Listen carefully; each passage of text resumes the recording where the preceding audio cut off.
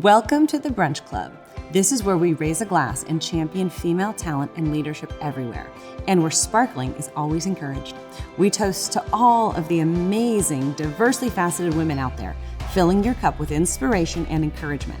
Our guests are here to share their personal stories, experiences with careers, family, parenting, equality, mentorship, and advice. Welcome to the Brunch Club. Welcome back to another episode of the Brunch Club, and I am here today with a very special guest because not only are you near and dear to my heart and special, but we are filming in your studio today. Yes, we are. So welcome, Leilah. Thank you. Yes. So introduce yourself to everyone who hasn't met you yet. Go for it. I am Leilah Mundt. I'm founder and CEO of a beauty brand marketing and sales agency called Crème Collective. Which started about 10 years ago as a clean beauty sort of consultancy and sales agency, and has now, over the years, developed into lots of different services to serve our favorite beauty brands who are changing the world, and this studio included. Okay. I love everything that you are building. Thank you. So there's Crème Collective, and there's the brands and the companies that you serve there. Then there's this amazing studio that we're filming in, which, by the way, it's really hard to find great places to shoot in Orange County. So anyone who's looking for a place to shoot in Orange County, this is spectacular. And it's in Costa Mesa, so it's very conveniently located, which is awesome. Yeah. By the way, you also have the Shindy. Yes. Okay. I mean, I love entrepreneurs because entrepreneurs are most of the time multipreneurs. Totally. So I can't help it. Right? Okay, indulge me. Tell everybody also what the Shindy is too, just in case you're looking for an exquisite event space that's unlike anything I'd ever seen before.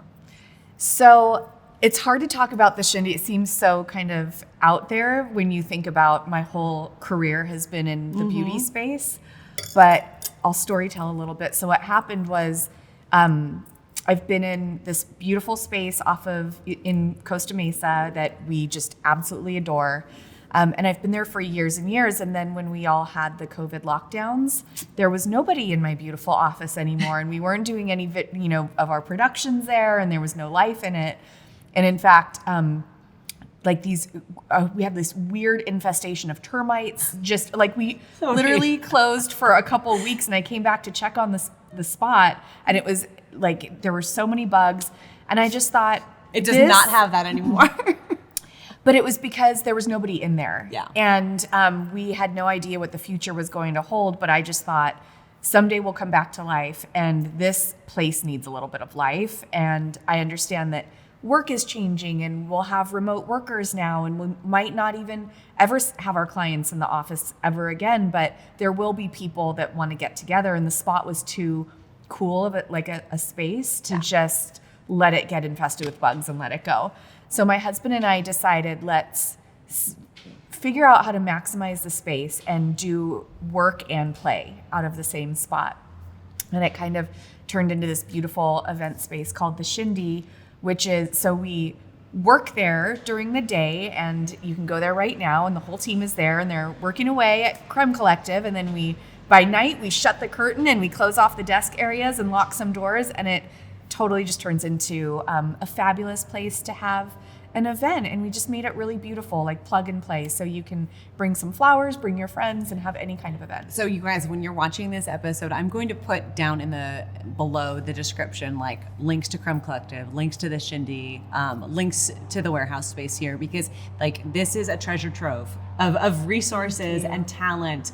And I'm going to transition a little bit. So not only are you a multipreneur with all of these different things going on, you're also a mom. I am. Our girls are in National Charity League together. Mm-hmm. They're friends. So you're a wife, you're a mom, you're doing all these things, okay? And I was very inspired when I first met you. I mean, we met at the NCL fashion show. Okay, yes. Tell the story. Well, my version of the story is it's my first year and it's my first event with an organization that I was new to and didn't know much about. And I was kind of expecting a lot of ladies who lunch. And of course I saw the beautiful Rachel and was introduced to her, and I'm like, oh, she's a lady who lunches, and she's starting to chat with me about what I do. And I'm kind of taking her through it. And then I go, do you work? Do you work? A little, just a touch sometimes. And then you told me everything about you, and I'm like completely blown away. And I was like, well, no, we have to work together. Like, we're going to be fast friends. Yeah, totally. Oh my God. So I was so grateful that we met that day. Yeah, it was perfect. That was really great. And we got to sit at the table together and get to know each other. It was perfect. Yes, which was wonderful. Mm-hmm. And so talk about running a business and growing a business through COVID, and how the Crème Collective has grown over the last few years. Because I think you guys, from at least my vantage point, I mean, you've gone through an amazing growth. You're on the precipice of another growth moment in time for this company. You're the CEO. All these brands and people are looking to you. What's that like? What's that like for you? Well, I'll start at the beginning.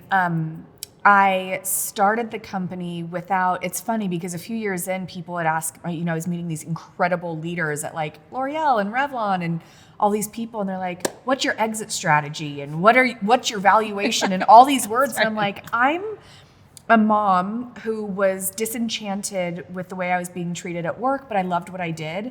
And I was also disenchanted with the kinds of products that I was promoting, even though I just was born a beauty lover.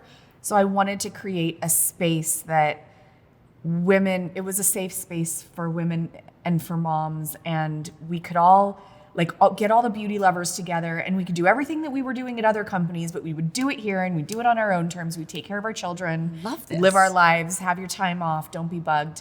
So that was and that was a decade ago.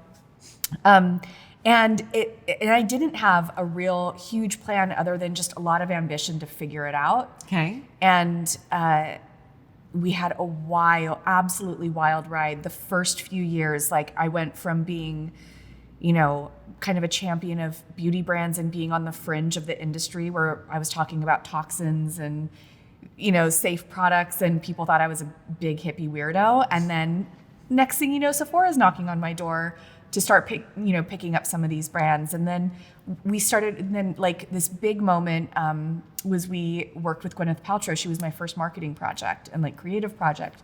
So that just kind of that all happened in a few years. And I was really right on in thinking that clean beauty would kind of take over the industry. And we rode that wave. Yes. We rode that wave, and then we got hit with a pandemic. So not only was I trying to figure out the first, few years of having a company and scaling and team and, services and how to charge and how to chase people from all of these different things and client management. But then we get hit with a pandemic, and it was a blessing in a lot of ways to have a time that you could start from scratch, clear out what wasn't working, trim the fat, and then start over again. So I think what was that like? There was a lot of tears and stress and whiskey drinking at the beginning. And then it kind of turned into we all did. Yeah. Yeah, like we all did. And then it turned into, okay, I'm either going to make it or I'm not. And we have to where do we belong? What does the world look like? So when afterwards. And as you're coming through that, I mean, you were always a trend watcher, right? Of where's the industry going? This industry that you love, that you've always been a part of, you were ahead of the curve, right? So you're still in that position where now things are probably changing again post-COVID. They totally are. Don't tell everybody where the industry is going unless you want to. I think that the industry for the consumer is not going so different, into such a different place like we saw 10 years ago with clean beauty. But I think that the industry, the insides of the industry is really changing, and you have to be profitable, and you have to be smart, and you have to back up your claims, and you have to have a good operational team and good logistics and finance management and science behind your products. The world doesn't need another cleanser for the sake of someone making money, or someone who's mixing it up in their kitchen. We just don't need that anymore. And it's so competitive and it's so saturated. And at the end of the day, women are confused. So when I look at how do we serve our community and serve women, now it's okay, we tackled the toxic thing. We made our mark. J&J is paying lots of money for putting toxins in baby powder. We did it, you know, and now it's what are we bringing to the market, and what's our messaging around what's actually effective and worth spending your money on in a time when money's so tight. Yeah. I think that's really important. Right when my kids were born, shortly after is when Jessica Alba had her babies and started the Honest Company. Yeah, and which is a client of ours as well. See, which I mean, at the time, I remember my kids, they weren't quite there yet. But then as soon as that came out, I was like, oh, I want to get on that bandwagon. Oh, Yeah. that's wonderful. Yeah. So I think there has been a lot of great strides. Yeah, like my daughter, so I was the minute that she launched Honest Company, I signed up and became a subscriber and got the box of products. But my daughter was already out of diapers at that time. Okay. I was doing cloth diapers with my daughter. You did? My sister did that, and it didn't go well for her. It wasn't great. It was really hard, a lot of work, and ultimately, wasn't great for the baby. Yeah, but it was had tough. I had that, Yes. like something I felt really good about, there just wasn't anything out there. Yeah, she really filled a void in the marketplace at the time. She did, and it was such a dream for me to then, like a couple years later, go back and work with her and help her with her beauty brand. Yes, It was really cool. There's a lot of great beauty brands that you work with, and I think that we shouldn't name them all but we can put some in the description if you guys want, or you can go on her website, which has a lot of there on there too. So, for you as a multipreneur and a mom and all the things that you're doing, what's next for you? What's on the horizon?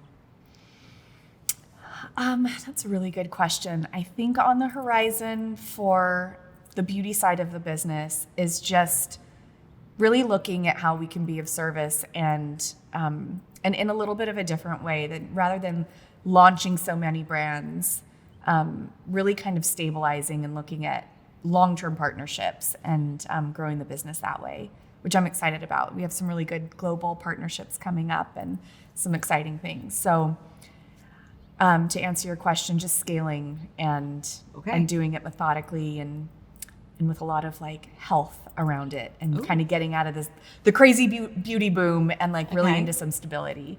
That feels really good to me. I like that. So long-term partners. And I like that term, the beauty boom. Is that like there was a term? There was a beauty boom. It was just like the real estate bubble. Oh my gosh. There was a beauty bubble and it's all popping all over and yeah. Okay, that's like, my daughter's going to kill me, but that's like, she said like a glow up.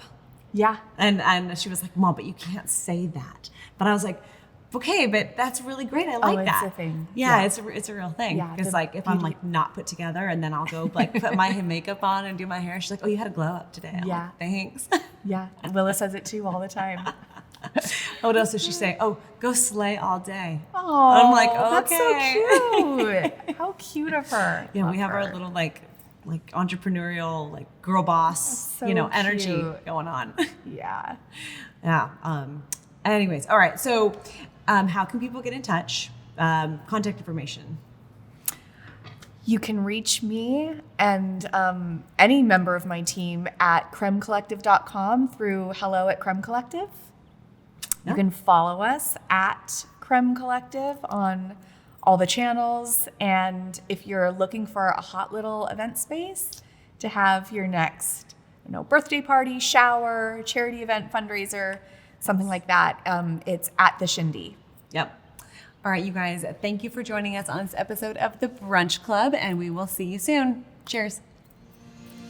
Thanks for stopping by the Brunch Club. It's been our pleasure to share this time with you. We look forward to bringing you more sparkling inspiration next weekend. If you have feedback, topics, or want to nominate someone to be a guest on the show, please reach out to us at rachel@sundaybrunchagency.com. Cheers.